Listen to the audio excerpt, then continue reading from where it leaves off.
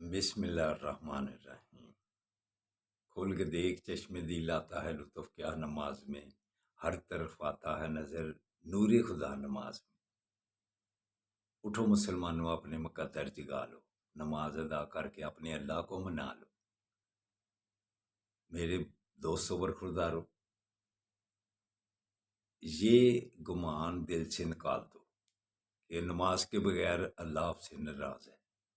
گناہ گار آدمی ہے۔ آقا صلی اللہ علیہ وسلم کے فرمان کے مطابق ہر مومن گناہ گار ہے، لیکن اچھا گناہ گار کون سا ہے؟ جو معافی مانگتا ہے۔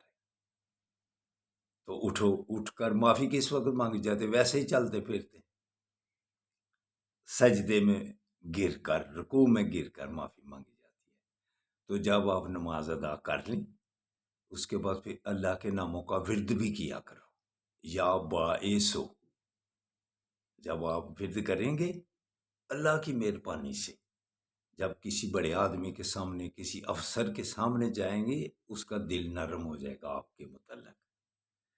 تو نماز، جب آدمی اللہ کے آگے جھک جاتا ہے، اس کے سارے آدمی اس کے آگے سرنگو رہتے ہیں۔ کیوں؟ کہ وہ اپنے اللہ کے آگے گردن جھکاتا رہتا ہے۔ تو دوستو برخوردارو، 5 وقت کی جماعت کے ساتھ نماز کون پڑھتا ہے؟ جو سنتوں نوافل کا خیال رکھتا ہے۔ تو جس نے عصر اور عشاء کی سنتیں ہی چھوڑنی شروع کر دی باقاعدگی سے، وقت ہو بھی تو چھوڑ دیتے ہیں۔ یہ آپ نے فرائض کی پھر پابندی کرنی ہے، پھر تکبیر اولیٰ کامی آپ کی پوری ہوگی۔ تو دوستو برخوردارو، یہ محرم الحرام کا مہینہ ہے، اسلامی سال کا پہلا مہینہ ہے۔ اس میں ہر اللہ والے کی قدر اور احترام کیا کرو۔ اہل بیت، آقا صلی اللہ علیہ وسلم کے گھر کے افراد، آپ ذرا سی بھی اگر ریس ہو تو آپ محسوس کریں گے کہ آپ کو اپنے پہلے پیارے ہیں کہ محلے دار پہلے پیارے ہیں۔ جو ایسی سوچ رکھتا ہے اس کے بھی سوچ پر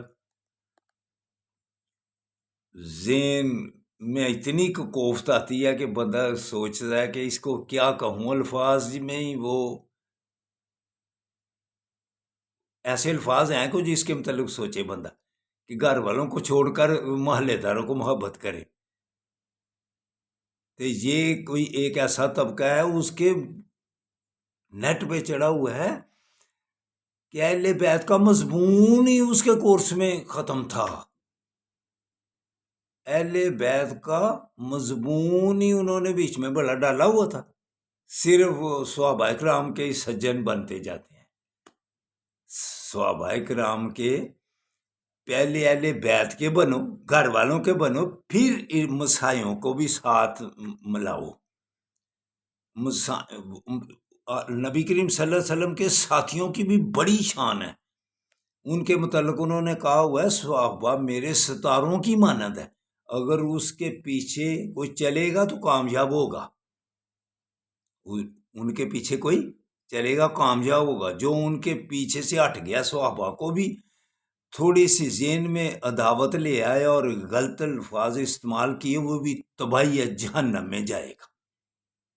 سن لو سارے طبقوں، اپنے اپنے حال میں مست ہو، اپنے اپنے طبیعت کے مطابق پیار محبت کرتی ہو۔ صحابہ کی بے ادبی کرنے والا بھی تباہی، اور اہل بیت سے بغض رکھنے والا وہ غور سے سن لیں سب۔ وہ تو جو صحابہ کرام کو غلط بولتے ہیں وہ تو لہذا پتہ چلتا ہے لہذا ہیں، تو جو اہل بیت سے نفرت کرتے ہیں اور مضمون کو ہی بیچ میں سے نکال دیتے اپنے کورس میں سے، یہ نیٹ پہ چڑھا ہوا ہے۔ اللہ کرے یہ بات غلط ہو، لیکن بہت کہتے ہیں کہ یہ بات صحیح ہے۔ یہ محبت ہوتی ہے اہل بیت سے۔